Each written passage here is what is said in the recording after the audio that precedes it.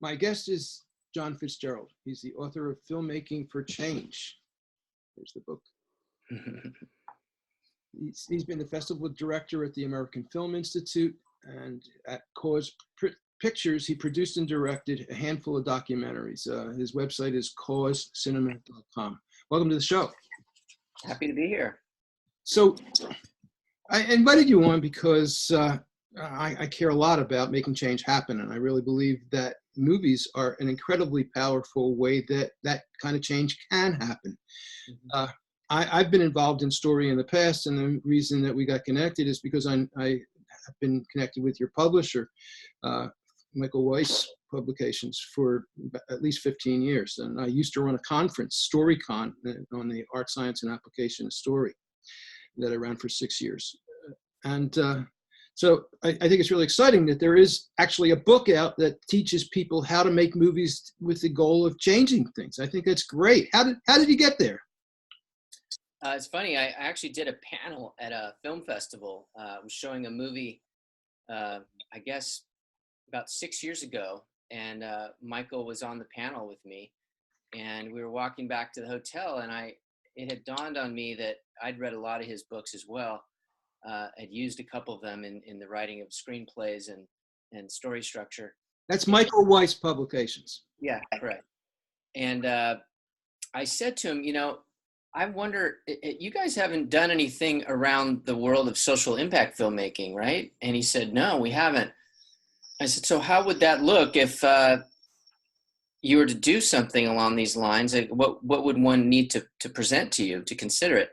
So he told me to write an outline, do a table of contents, and essentially write like the first chapter of the book just to see if I could write. And he could obviously tell by the table of contents if there was a structure to the book that made sense to him.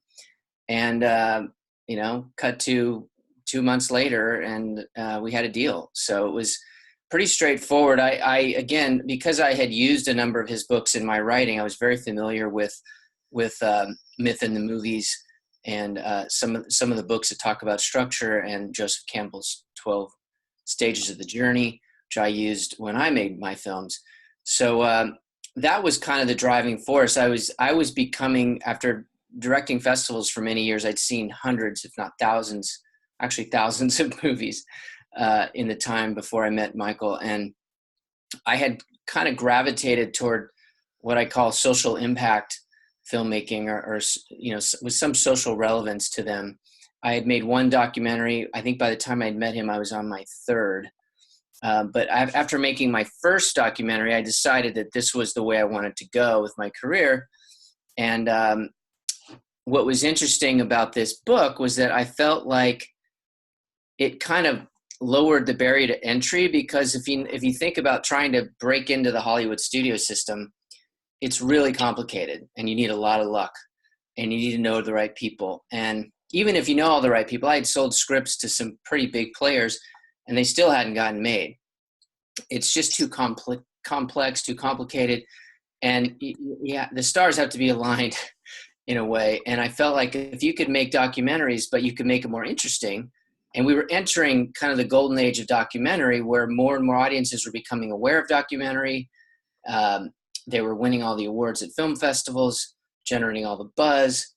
So, and you could make these movies for a nominal amount of money compared to the average studio film at the time was around 65, 70 million. You could make documentaries for a few grand. You may need 100 grand. It just depends on the equipment that you use. But what I thought was interesting about Filmmaking for Change was the idea that you could literally take a camera that you could either rent one or you could buy one for $1,500, like a Canon 5D. You could get some software on your computer, Final Cut editing software. You buy some lav mics and a Zoom, and you're on your way. And while I'm not a fan of just pure talking heads documentaries, I do think, obviously there's interviews in many of them, and you got to record sound. There's a lot you can do with a camera without a lot of extra lighting and crews and mass equipment. So the bottom line is, I'll bring this back full circle, is I thought there was an opportunity to share how one could take traditional narrative structure in their storytelling, but apply it to documentary, and in some cases narrative, but let's face it, that most of the social impact films are documentary, and that anybody can do it. You don't have to have a degree at a USC film school to go make a movie, and that's what I wanted Filmmaking for Change to do. Okay, so what is social impact filmmaking? What do you mean by social impact movies? I mean that if you make it a film, two of the films that really inspired me were An Inconvenient Truth, which obviously covers the topic of Climate change. Climate change, and that movie was basically Gore standing on a stage and running through slides, but in an engaging way, and really walking through what's going on in the world in terms of climate change. And he toured the country with that movie and played it in schools, played it for companies. And so the idea was, I'm not making a movie for pure entertainment value here. I'm making a movie for change. I'm trying to make a movie and use it as a tool, as a resource to galvanize a movement and try and get people talking, and in the best case, taking action. Was that a breakthrough movie in terms of documentaries? I think it was in terms of social impact. I mean, you can dig deeper and go farther back. You think about The Thin Blue Line, where it kind of stirred up ideas about this court case where they got it wrong, and they did reenactments and showed what they thought really happened. And there have been other movies where they kind of reopen court cases because of new information. So there have been others, but I think that was, and certainly you could argue in its own way that March of the Penguins was kind of a social impact movie, although it didn't necessarily need to stimulate change as much as let's recognize, what this species is all about. So it kind of was more of a nature thing. But I do think that even though there were some before, An Inconvenient Truth was the one, and frankly, let's give a shout out to Participant Media, because they were kind of the studio for change, if you will, and they're the ones behind the support of that film. And so you take that movie, and then you take another movie that's kind of also in the social impact space, but a totally different tone, Super Size Me, right? You've got this wacky character who decides to challenge himself to a diet and eat McDonald's for a certain number of days, and you see what happens to his body. It literally destroys his body, and he breaks down, how much sugar's in a, one of these sodas, and I mean, the movie speaks for itself. But the point is, this is a movie that ultimately, because of the pressure, McDonald's took at least one, if not two, of the items off their menu. So those are two examples, and the third. Sorry. So one of the aspects of social impact movies is they want to make change happen, and you can actually measure whether it works. Yeah, well, that's an interesting word actually that you just brought up there, which is measurement, which I'll circle back to in a moment. But I just wanted to just throw one more film out there that I think was kind of the final straw for me in terms of real motivation, which was The Cove. And that was a movie that not only was created to really get the word out about what was going on in this cove in Japan where they were slaughtering dolphins, but there were petitions created. There was a whole movement generated to stop this practice. And what's amazing, other than the kind of the anchor concept behind why they made the film, is that movie, Louis the director, managed to essentially create a thriller. You watch that movie, it's got a very interesting narrative structure to it. It's not talking heads. It's not purely educational. You meet all the players, you meet the villains, you see what these guys are going to do, you see what the obstacles are, and it really, you're on the edge of your seat. And so for me, that was kind of it. It was like, okay, you can take a documentary on an issue and find a way to make it compelling. And I think, frankly, that's one of the reasons why documentary is so in vogue now. I think people are recognizing that you can tell amazing stories, combination of interviews, and some of these movies don't have a ton of interviews, but really use the stages of the journey or the 3-act structure, whatever methodology you want to use, but a beginning, middle, and end. and that's one of the reasons why they're so successful. Well, you brought up the Cove when we just started talking about measurement. What was the outcome of the Cove? What happened, and why did you mention it in terms of measurement? Well, it wasn't as much measurement as much as I wanted to finish the thought on these three movies that I think really kind of demonstrated to me that something can happen. But they stopped doing the dolphin killings. They're still doing it, but it's changed, and there has been an evolution of it. They did reduce it. I think that the film was banned in certain territories, but ultimately was seen, and I think there were a lot of people that were shocked in the country that learned that this was going on, and there was a lot of pressure. And some of the people that were involved in it were fired. And I don't know if it's officially stopped altogether. I do know that I read something not too long ago that said that they had reduced it substantially. And there's a certain time of season that this happens, and they had managed to thwart it for at least one season or two. I don't know that it's completely gone, but they certainly had an impact. So go ahead. You left out one producer, Michael Moore. He's a guy who I think of as having played a major role in this. He did have a major role, and I wouldn't say that I'm not a fan necessarily. I just, when you asked about the movies that kind of triggered it for me, they weren't one of them. I think that he's certainly an interesting filmmaker. His films are very successful in the documentary space. It's just not necessarily my style or something that I respond as much to. Is a guy with a big personality that likes to go in and stir it up, and it's more about him as the character and what he's doing to kind of stir it up. And the stories he's telling are powerful and they're interesting, but it's a different spin on what I would call kind of the social impact docs. So his genre of social impact is a big character who's famous, who plays a central role in the movie. Sorry, I lost you here. I'm not sure what happened. Can you see me still? I can see you and I can hear you. Okay, there we go. I think a calendar reminder just popped up on my screen. Sorry about that. So what was that last question? So his genre of social impact is a big name character who plays a central role in the movie. Right, and in a very specific way. I mean, he's known for his brash, kind of in your face, we're going to go in this business with a camera and stir it up and knock on that door and make that senator talk to us. And I'm not saying it's wrong. And obviously he's doing something right because his films make money and they definitely generate a lot of attention for the issue that they raise.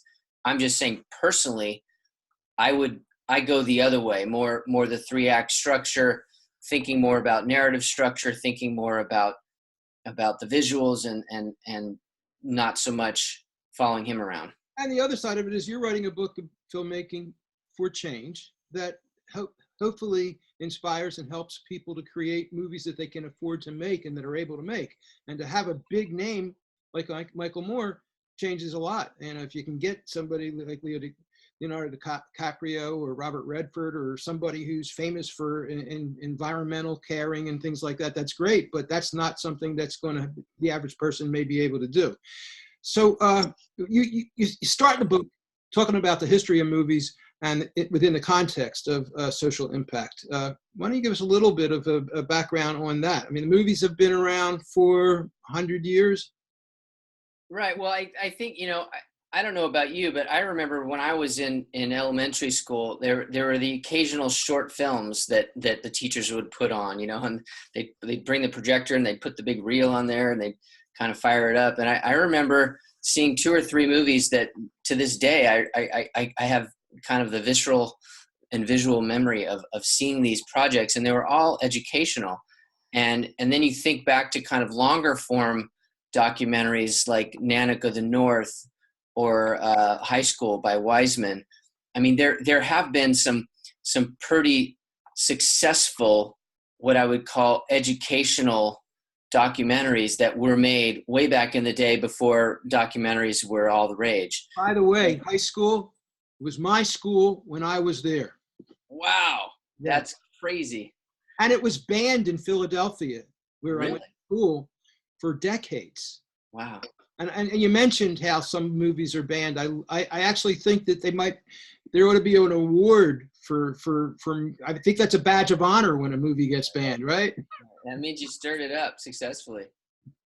Yeah, I definitely wanted people to understand that there is a history in this genre of documentary, but I was deliberate in kind of fast forwarding to where we are now, because I think that it was more about, when you look at National Geographic, a lot of these A&E, a lot of these organizations were essentially, kind of documenting life, documenting nature, but it's a different agenda, I think, on a bigger scale. When you start to look at the number of documentaries that are being made now in the last few years, and how many are made about an issue. You think of The Square, you think of Before the Flood, you mentioned Leonardo DiCaprio, he narrates that. You think of Love Thy Nature, narrated by Liam Neeson. You think of Blackfish, right? What's these, whales in captivity and people die. It's remarkable how many big, powerful documentaries have been made in the last 5 or 6 years. So I just want to point out that you cite in the book a quote from Sam Goldwyn of studio fame back in the 20s and 30s, I guess, maybe. And you quoted him as saying, if you want to send a message, call Western Union. That was the policy for Hollywood studios for a long time, maybe still is even. So 5 or 6 years, eh? And maybe even a little bit more. You got to look, like Inconvenient Truth was made, more than that, farther back than that.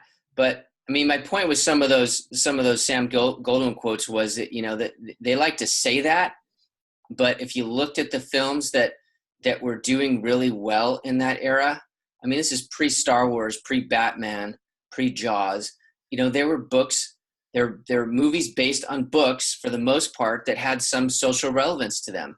If you looked at the best picture winners from that era, I would venture to guess that 75% of them had some major social issue at their core. And so I thought it was kind of funny to use that Goldwyn quote, because the truth is he did make plenty of message movies. Okay, so station ID time. This is the Rob Cole Bottom Up Show. My guest for this show is John Fitzgerald. He's the author of Filmmaking for Change. He's with Cause Pictures and causecinema.com. Okay, so I'm very interested. It's just 5 or 6 years that this explosion has really happened in. I think, some would argue it's 10, some would argue it's 8, and some might argue that it's 3. I think it depends who you ask. I can't tell you how many times I've seen lately the term golden age of documentary come up. And I remember reading. Why is it? What have been the key technological, social, entertainment, cultural factors that have caused that to change so much and explode with 100 years of movie history, that it's only in the last 5 or 10 years? Well, I think it's a combination of factors that continues to escalate. And I think if you look back at, when An Inconvenient Truth came out, and the Cove and Super Size Me, these were people that had a message and they wanted to get it out there. And then other people realized, I can use that as a vehicle. Hey, maybe it's easier to get these movies made than waiting over here for the phone to ring, from 20th Century Fox to make my version of Star Wars. I think that it was a combination of a lot of economic factors and cost factors, and frankly, just some creative people who wanted to get behind the camera. And there's a movie that came out. I talk about this in my book. There's a good case study called Forks Over Knives. That had a big effect on me, actually. Yeah, me too. And it was terrific. And the best thing about that from a filmmaking side is, this was a guy who was essentially a real estate agent and decided that he wanted to tell the story about the Chinese study, I think it was called, which is what a lot of this is based on, where where they did this research about veganism and what it's like to be a vegetarian and the impacts that it has on your body. And he could have written a book. He could have, written a blog. He could have done a lot of things, but he decided that film was the best medium. But he wasn't a filmmaker. He was selling real estate. And then ultimately he said, well, I'm going to go to LA and I know some people there. And through a friend and a friend and a friend, he just kind of worked his way around till he built, a small team of experience behind him and went and shot this movie. And not only was the movie successful, it had a limited theatrical run and then did very well on Netflix and other platforms. But he decided to do a companion book and was on the New York Times bestseller list for, I don't know how long, over a year, I think. Don't they even have like a food brand, I think Firehouse Diet or something like that, that's associated with it? I don't remember. I know if you go to the website, he definitely talks about recipes and ideas that were developed through the movie. But obviously it's kind of branched out into other directions. But the point is that's a perfect example. And I have a few others. But somebody that decides this is the best medium to get this message out there. It's not going to cost an arm and a leg. And that is an example of somebody kind of taking charge in the documentary space. It's not as easy to, be walking the dogs and come up with an idea for a movie, go buy a screenplay book, write a screenplay, then figure out how to make it work, and then figure out how to sell it, much less get it made. The average gestation period for a film, at least a few years ago when I did this research, was over 8 years. That's a long time. Yeah. And the studios may be buying less than they used to. And so there's less kind of in development, as it were. But the ratio of the films that they buy and acquire to the films that get made is ridiculously low. So you mentioned Netflix, and that was where I saw Forks Over Knives, and I watch a decent amount of documentaries on Netflix. There's also Amazon Prime has its channel now, and Google is doing something with that now. Yeah, Google Play. Apple is, I think, doing something. So this is becoming a whole new medium, really, where people are creating content for companies that charge a monthly fee, and then, so how big an effect is that having on this? It's a great point. Netflix has had a huge impact on this space. I think ultimately $11 billion budget for 2017 for acquiring new content. Yeah, well, acquiring and making. Yes. But what's I think even more important than that is I think what you were referring to is the idea of being able to see these movies on Netflix. Is you think about how many movies are on Netflix, which is a whole other story we'll get to in a minute. But there are a lot of audiences out there that, whether it was House of Cards or whatever brought them to Netflix, that are seeing documentaries on Netflix. And, the sad truth is, I don't know how many documentaries in our carousel today, call it 500, but ultimately there's a lot of average documentaries there, but there's some really good ones too. And I think the truth is there are a lot of people having conversations now, even water cooler conversations, where they're talking about these movies. And so I think it's a great thing for the documentary genre. I think Netflix has a lot to do with it. And it just so happens to have kind of dovetailed with what's going on in the world. And I think, there's been some pretty amazing filmmakers that have come out. Lucy Walker made a handful of terrific films.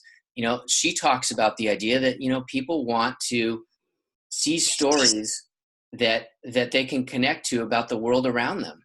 Not everybody just wants pure escapist fare. I mean, look, I go see Star Wars. I have kids, but I'd rather, if I'm going to spend an hour and a half, 2 hours of my time once or twice a week being entertained, I'd rather be entertained and actually learn something or see if there's something else I can do about it. And I don't think I'm alone in that. I think that's one of the reasons why documentary has grown, in addition to, companies like Netflix kind of bringing it to their attention. I think it's one of the reasons why that genre is really booming. Now, I'm just looking at your table of contents here, and your first section is on development, the power of film, documentary story structure, narrative story structure, and you give case studies. Second part is on production, pre-production, production, post-production, and then on distribution, marketing, playing the film festival circuit, distribution, activation. You really cover the full developmental stages of a movie. I have a feeling that my listeners and viewers are probably going to be most interested in the beginning part of it, the development. But give a little, I mean, I call my show Bottom Up Show because I believe we're transitioning from a top-down world to a more bottom-up world, and where a lot of the technology has enabled that to happen. It's enabled us to do things in a more collective way. It's enabled us, and it's democratized. Of the hundreds of interviews I've done on this show, collective and democratization are the two words that probably come up more than any other. For example, I had Chris Vogler. You probably know who he is. He wrote the book, The Writer's Journey, which is how to apply. I use that. I reference that a lot in my book. Yeah. 12 Stages of the Journey. Yeah, and he wrote basically the book, The Writer's Journey, is how to apply Joseph Campbell's hero's journey to making stories, movies, and novels, and what have you. And I had met him when I chaired a panel years ago, and so I contacted him, and after I saw one of the Avengers movies right around the time of Occupy Wall Street, and I walked out of the movie thinking, well, these are all superheroes, one person doing everything. Could there be a bottom-up kind of a hero where it's a community or a group of people that makes it happen? And we had a great time doing that interview. And so I guess where I'm going with it is you talk a lot about story, and you talk about the hero's journey in the book. So why don't we transition to that? Because we only have so much time to do this interview, and I think that's important. How do you create the story?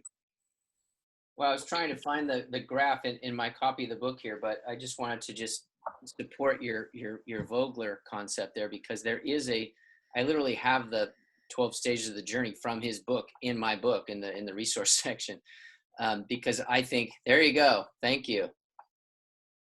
Very nice. Yes. So this 12 stages of the journey is something that is really kind of one of the anchors for what I believe in terms of developing story, and then taking it and transitioning into making your documentary, and you put it all out on a whiteboard, you go shoot the movie, and then you get the footage, and you decide if you can stay on the same path or if you have to change something. I can give a couple examples of that. Well, I just have to say that you have me salivating. I love the hero's journey. I've given talks on it. I've written about it. So I want details. Talk about how you applied. I mean, the hero's journey is basically what Vogler did.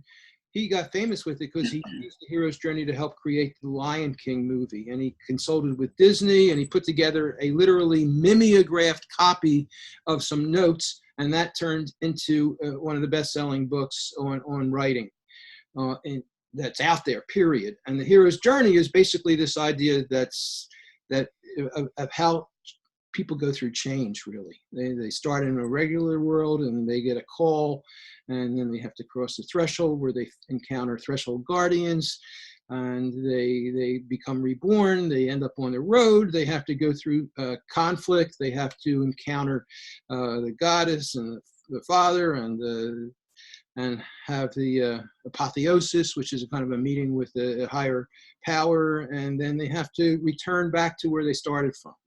I might have left out one or two pieces of it, but that's my kind of in the head piece. But and it's used for probably 99% of the most popular movies. But how do you use it for documentaries? Well, I'll give you a couple of examples, and I just want to add that, for your audience, a lot of people may not know who Vogler is, but they certainly know who George Lucas is. And George Lucas used Joseph Campbell's methods and ideas to great success. And there's a lot of videos on YouTube about how he applied those principles. So that's another great example. And then there's, in fact, a memo that was circulated when Katzenberg was still at Disney. You referenced Lion King, how he basically said, all of our movies are going to use this structure now. And I don't believe he mentioned Vogler, but the concept was Campbell's hero's journey. So I'll give you a couple of examples that I can speak to from a personal side because I actually applied them in my own movies. One of them was called Warrior One. This was a movie that was developed by a WellFit instructor who was kind of a yoga and fitness guru. And she really wanted to apply some of the work that she had developed, almost an adventure therapy, if you will, to youth programs. She's based in Florida. We came up with this idea of taking these girls and putting them through this mental and physical challenge that would prepare them for basically leaving their underprivileged communities and getting on a plane and going to Machu Picchu and doing the trek to the top of Machu Picchu. So these kids, some of them living in trailers, ultimately had to come and do fitness. They had to learn yoga. They had to get exercise. They had to start eating better. And so Jill Wheeler, who was the guru who led this journey, ultimately set up this program. So we did what you would do with the ordinary world, right? We went and met all these people in their environments, and we saw who all these characters were. In this case, it was kind of an ensemble piece, so wasn't necessarily one person, not one Luke Skywalker kind of hero type deal, but you meet these girls, and then Jill is essentially the Mentor.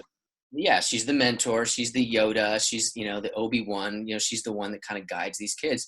So ultimately, she takes them on this journey, and from a structural standpoint, when you watch the movie, you're seeing all these kids prepare. You learn fairly early on that the goal is to get to Machu Picchu. Who's going to make it? Who's not going to make it? They're going through this practice in their ordinary world, and then eventually they literally get on a plane. So you got the literal and a metaphorical. They literally get on a plane and leave the country to head to Peru. So you've got a bit of that 3-act structure thing and the hero's journey thing. And then they go through all the obstacles, and they're climbing these mountains. Some of them are dehydrated. Some of them are getting sick. It was really intense. And then they have to, are they going to make it when you get up to 15,000 feet and the air is really thin? How are you going to rise to the challenge? And so then they make it to the peak, and everybody gets the photos. And so, and then they have to get back down. And then there's kind of wrap interviews about how this journey has affected all of these kids. And now there's a toolkit around leadership and empowerment for women. But now you've got these girls that are, there's 11 girls. And then they also met with some girls from the region who went on the journey with them. So you've got this camaraderie thing happening. You've got empowerment and leadership. Girls that were never running are now, jogging around, around the track at their schools. They're eating better. They're feeling more confident. You see these girls really shine at the end, and you see that they've been transformed. So there is that sense of transformation, and they go through the stages of the journey. So you map this thing out on a dry erase board, and then you go and shoot it, and then you kind of put all the pieces together in the editing room to try and meet that formula, if you will. And they're not all exactly the same. I did another one called the Milky Way, which was 2 lactation consultants who thought that film was the best medium to tell the story about how we've lost the phenomenon of the nursing mother in the United States. And our success rate in breastfeeding was 15% after 6 months, and how bad that is for us as a people and for kids. So again, on the dry erase board, what are we going to do? What's the journey? Who are the experts? What are these women trying to do? What's going on in America? And then they literally get on a plane, they go to Europe, where some of the countries have a 95% success rate. And they interview and they say, what could we do better? What are they doing there? And they come back. So the point is, I've applied this now in 3 documentaries, and I think it works. I want to hear more. Well, there's another film that is just about to come out on FMTV, and it's called Dance of Liberation. And this is a different style therapy that is done by a yoga instructor who takes clients into rooms, and she plays music and she blindfolds them. And the idea is to let people kind of loosen up and kind of get in touch with how they're feeling emotionally and physically, and just kind of move around. And some really dance and some just kind of move. But the point is they get to kind of release some of the stress. And then there's one-on-one conversations with but you've got the idea of this woman who's overcome a lot in her own life, had some tragedy she had to deal with as a youth, and ultimately found her calling in this dance therapy where she could give back in an area of strength for her, because she had done yoga for years.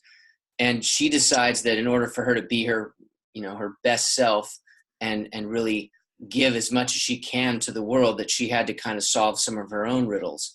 And she has to go back to Israel and connect with her father, who she hadn't really had a strong relationship with for many, many years. And he was living in a commune, basically. And what's that? Kibbutz. Yeah. and he had a very specific way that he prays, which wasn't the way Parashakti prays. And they went for a journey into the mountains, and there was this kind of dilemma over how they were going to pray together, and he wouldn't pray with her because he doesn't pray her way. And there was definitely a sense of transformation on both sides. And then they kind of reconnect at the end with all the family, and then he kind of comes to terms with her, and then she comes back home, and then she's doing her thing. So, but again, I use the stages of the journey in telling that story, and there's a lot of kind of paradoxes and metaphors in terms of religion and the power of spirituality and all that come into play. But at the end of the day, it's very visual. And she's a powerful woman who wants to not only share her story, but create change in the workshops and classes that she performs. So in the hero's journey, my concept of the hero's journey is you're going through it, accepting the call, crossing the threshold, you become reborn. How was she reborn? Well, she was able to finally connect with her father, which was this giant hole in her life. And I think that meant a lot to her. And I think there are a lot of issues that people face where there's something that has happened in their past, whether it's related to their family or a friend or what have you, that if they aren't able to kind of face their fears or deal with some hole in their life, then they're going to kind of carry that around, and it may manifest itself in different ways.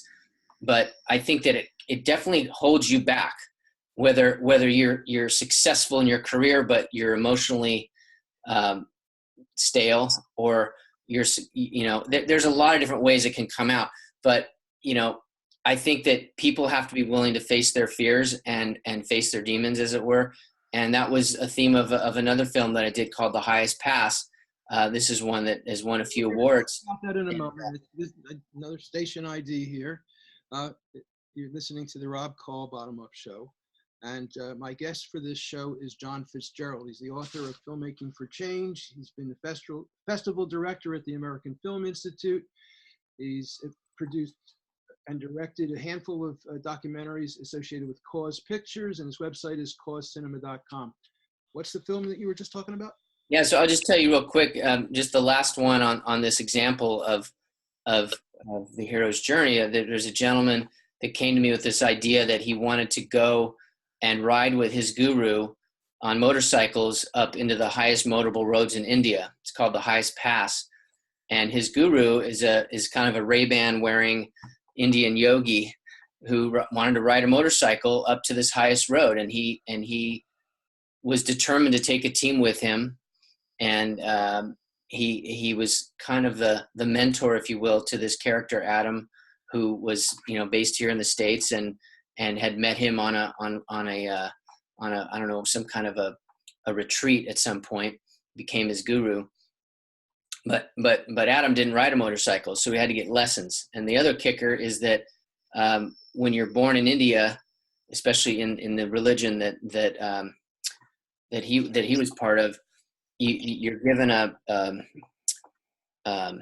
blanking on what it's called, but it's essentially a prophecy. They do like a future telling. This is your prophecy. And in his prophecy, which he had only uncovered a few years prior, because I think his parents finally showed him, said that he was going to die in an accident at the age of 27. And he was 27 when we took this trip. So we had a team of, I think, 7 riders. We started in Rishikesh, which was the birthplace of yoga, and created this kind of ordinary world there. We meet all the characters. We meet Anand, we meet Adam. We see who can ride. And then they're preparing for this trip. And then they get on the motorcycles, and we're in vans following them. And then they go. And the goal is to get to the highest pass, which is in Ladakh, which was, I want to say, 18,000 feet. That's in Tibet. Maybe it was, yeah, it's right on the border. It was either 16 or 18, but it was really high. And this was probably 5 or 6 years ago. My guest tomorrow spent 20 years in Ladakh. Oh, really? That's funny.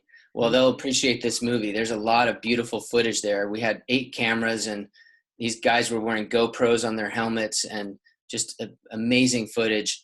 And ultimately, these guys have to all face their fears. Each one of these riders has a different fear. And Anand's fear was obviously death, right? Because it's prophecy that he's going to die. And I'm not going to give the movie away, but there's some accidents and some trips to the ER. And at the end of the day, it really fed into this 12 stages of the journey structure, which I talk about in the book. One thing I wanted to just throw out there, because we haven't gotten to it yet, and I know we don't have that much time, is the idea behind this new section is activation. And you referred to measurement early, and there's a lot of talk now about how to measure change and activation and activation. What do you mean by activation? I mean, like, let's say I've made a movie like Racing Extinction, the Louis follow-up to the Cove. This is a very powerful documentary, and he's literally created, or I should say, their company, tools on the website where you can literally take these challenges, and they have to do with, eating fish or how much water you're using. There's all these different challenges, and the idea is to engage and activate audiences around this idea. And I think that, with Warrior One, Jill created a toolkit, and it's, I don't know what it was, 20 slides about female empowerment and leadership, with quotes and links to books, links to articles. A really interesting tool. So that's activation. You want to see this in an audience with 100 girls and have them go home and look at this toolkit.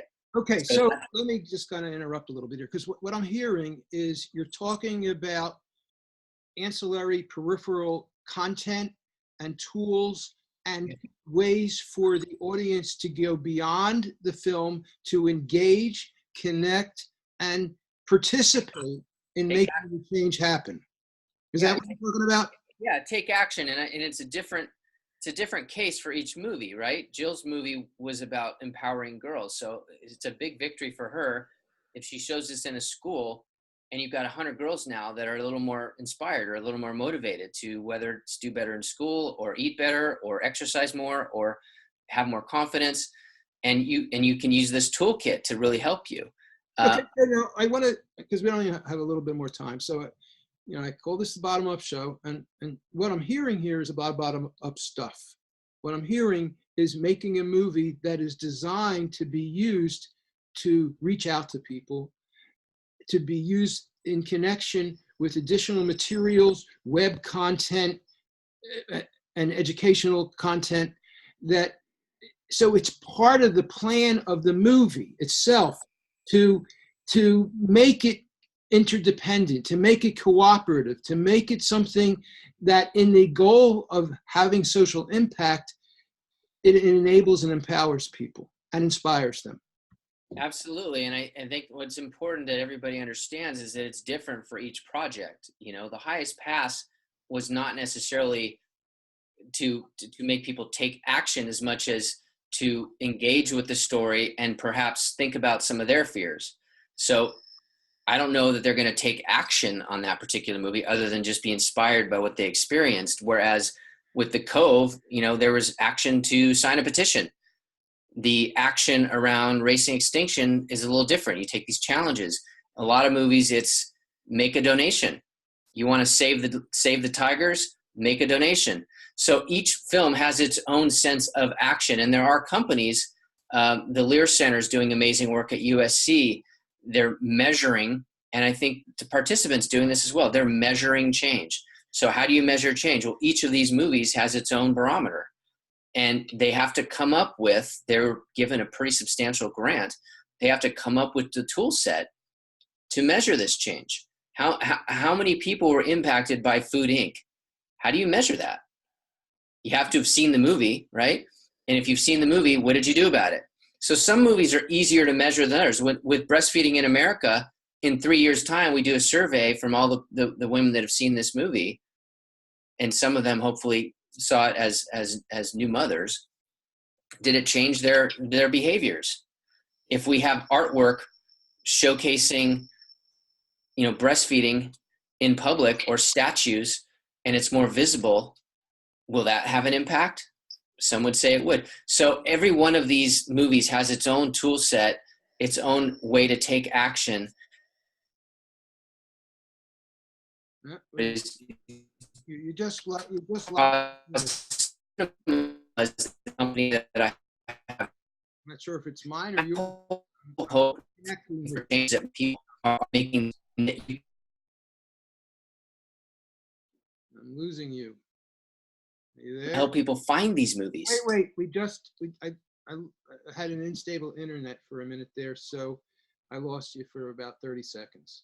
So where do you think you lost me? Do you want me to go back to Cause? I was just talking about Cause Cinema, because I think ultimately what we're seeing now with Netflix and Amazon, there's over 18,000 movies on Amazon. There's over 6,000, I think, on Netflix. And you've got Vudu, and you've got HBO, and there's so many channels now. There's over 2,500 channels on Roku. So how do people find these movies? So I wanted to create a guide, if you will. And so with Cause Cinema, I want people they can listen to a podcast in less than 10 minutes. They can hear about 3 movies and where to find them. And you can read a blog. If you don't want to listen, you want to read a blog. I want people to be able to find these movies, because I think if you find these movies, then you're engaged, right? Because these are movies that are meant to engage. And if you're inspired to take action, then all the better. So here's the cause. If it's about schools, here's a school charity. If it's about the environment, here are a few charities that you can learn about. So my whole thing is, it should be more than seeing a movie and then just going home, going to bed, or going out to dinner with your friends and you're on to the next thing. If you're engaged, do something about it. Take action, create change. Okay, we got a couple of minutes left. So talk about some of the latter chapters. How do you get funding? How do people come up with this? What is really exciting about this is you've said that you can do it on a real shoestring budget, and the technology. I mean, I've actually met somebody who made a movie using an iPhone. Yeah, there was a movie in the Cannes Film Festival a few years ago. It was shot entirely on an iPhone. I think it was called Tangerine. But well, here's the thing: with less than $5,000, you can have all the tools to go make a documentary. It's all about what's your storyline and how far you have to travel. Some of these are made in relatively close proximity. Obviously, the highest pass, we were flying to India. So it does depend on where you're shooting, what the subject is, but I do think that the barriers for entry are lower. And I do think that, there are ways to generate money. You can use Kickstarter campaigns, Indiegogo campaigns. There's a company called Seed and Spark. You can use credit cards. There's equity-based crowdfunding sources now. You can also form a limited partnership. You can sell shares. The interesting thing about the equity-based crowdfunding now is that audiences and investors are getting a piece of something instead of asking your friend to put $100 into your movie and then sign DVD later. You're actually giving a piece of the movie for it. So there are a lot of sources out there, and again, I think there are some grants you can get. Grants take a long time, but I think if you have a story to tell, you'll engage people to support your effort, and you'll find a way. And you just got to roll camera and go. can't wait 3 years until you've raised that final dollar to get to that, $28,500. I'm a big believer in just kind of the train left the station, let's go, and it'll all work itself out. Okay. Anything you want to wrap with? No, I would just say it's been an honor to be here. And I think that, some of your audiences that aren't necessarily filmmakers by trade may have stories they want to tell. And I think, the documentary genre is exploding right now and audiences are clearly responding. Otherwise, they wouldn't be so prevalent on all these channels. What do you have to say to somebody who's not going to make a movie or a documentary or a social impact film, but who is a likely consumer for it? How can they help to make this explosion of social impact films and documentaries continue to grow? Well, I think it's, again, about using social media and the power of word of mouth to share these ideas with other people, whether it's seeing the Cove or seeing Square or seeing Landfill Harmonic or any of the other movies that we talk about at Cause Cinema. It's sharing the message of these movies and using the tools that we all have at our disposal now to get the word out. And you hope that if you can get people inspired enough by what they see, that they will take action or there will be some change, even if it's in their day-to-day behavior, or awareness. That's a lot of this is awareness. I would imagine that they could also go to the crowdfunding sites and look and do searches for movies on issues that they care about. And then they could actually participate and put in 10, 20 bucks towards a movie that they'll get a copy or a DVD or a download or a free access to it or something. And they could actually help fund it. Yeah, I think that's a great idea. I just think it's important to recognize that that's kind of a pay it forward down the road kind of thing. Whereas if you've got somebody that says, look, these kinds of movies are interesting to me, I want to know more about them. So, whether it's you go to Participant Media, you go to Cause Cinema, you go to these places where you can learn more about these movies. And if you're inspired, here's a path to get involved. Some people want to get involved with money. Some people don't have time, but they love the cause. So here's a donation. Some people don't have the money, but they'll donate some time. So there's a way to get involved as long as you're inspired by whatever that category is, whether it's human rights or environment or.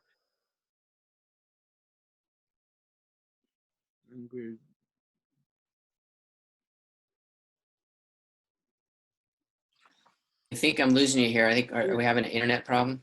Yeah, we did again. You went dead for a little bit there. So we just talked about the funding. You said that people can give time. How can they give time? Well, it just depends on what the cause may be. But what I'm saying is that some people are, maybe they're students or they're not independently wealthy and they can't make donations, but they're willing to put in a couple hours in supporting a petition or supporting a class or getting the word out through social media. So there are ways to get involved in most of these movies, most of these causes that are related to these movies. And the causes that you can find, you click on the websites and you go to the websites, and there's almost every one of these websites for a cause is going to have a button that says get involved. There's another button that says donate, but they can get involved and they're going to say, well, do you have an hour a week, or do you want to give us, a lot more than that? Do you want to give us 10 hours a week? So if you're making a film, you want to make sure that your website gives people an opportunity to help in different ways, not just money. And you want to think up different ways that they can participate. Yeah, well, there's the movie factor, right? If some of these movies were created for a very specific reason and they have a very specific cause connected to them, and they'll put you to work, so you can help use that movie as a tool to create change. And then also you have, like, we have an education spotlight on our website right now, and you can look at these. You can look at the blogs, the podcasts, the films, and then there's some related causes there. So if you're inspired by what you saw about that school and you say, wow, this is really important, how do I get involved? How can I learn more about schools? Or how can I help these kids that don't have pencils, or whatever the case may be? And then you can click on the causes that are listed there and go to that cause site. So at that point, it's not the movie anymore. Now it's the cause. It's the charity. And you know what I've done with one movie that I got really excited about, The Economics of Happiness. I've seen that. And I'm interviewing her, Helena Norbert Hodge, tomorrow. And basically, I got together with some of my local activist groups, and I did filmings with that helped raise money for it, and that made people aware of the challenges and threats of globalization. So you can get together with your local groups, your church, your activist group, and you can Great point. you can buy a copy of it and get permission, or arrange to get donations given, and so you can forward that to the filmmaker. And that's another important way, I think, that gets the message out and helps to make some money back. Yeah, it's a great idea. In fact, there's a company called Tugg, TUGG.com, and they, in addition to just going to the film site, most of them have a link at the top that says host a screening. But and there's one in my book. There's a resource for what you do at one of these screenings to use it as a manual to actually engage with people after the movie. What's the conversation? What can they take away from it? But Tugg has a pretty interesting model where people can request to see a movie, or you can request to bring a movie that's on their platform to your school, to your church, to your house. And you just pay a nominal fee, and they send you the DVD, and you do your thing. That's great. So we need a wrap. Last words. Well, I just think it's a really exciting time for everybody around this social impact cinema space. I think what you're doing with Bottoms Up is great. I think ultimately we are seeing that there's a way to build audiences from the ground up, and we are generating a lot of interest around these movies. And I think the key now, there's two keys really. One is make sure that enough people that have an idea and a story to tell know that there's a structure for them to tell it. They have to be a accomplished filmmaker to do it. And the second is make sure that because with so many of these movies getting made now, so many I had some problem with the video again. Start with the story again. What are the two different things? The first thing is we need to make sure that if people have stories to tell, they don't have to feel too much pressure or be scared away if they don't have a film background or a degree in film from USC. They can make a film. They just need some resources and some team members to help guide them.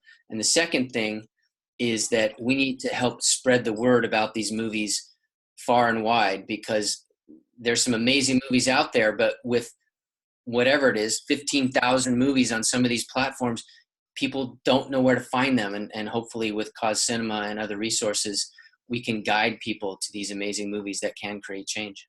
All right, that's great. You've been listening to the Rob Call Bottom Up Show. You can check it out at opednews.com/podcasts for more shows. You can listen to us on Pacifica Radio, Progressive Radio Network, on iTunes. You've been listening to an interview with John Fitzgerald, who's the author of Filmmaking for Change, and his website is causecinem.com. Thanks so much, John. Thank you.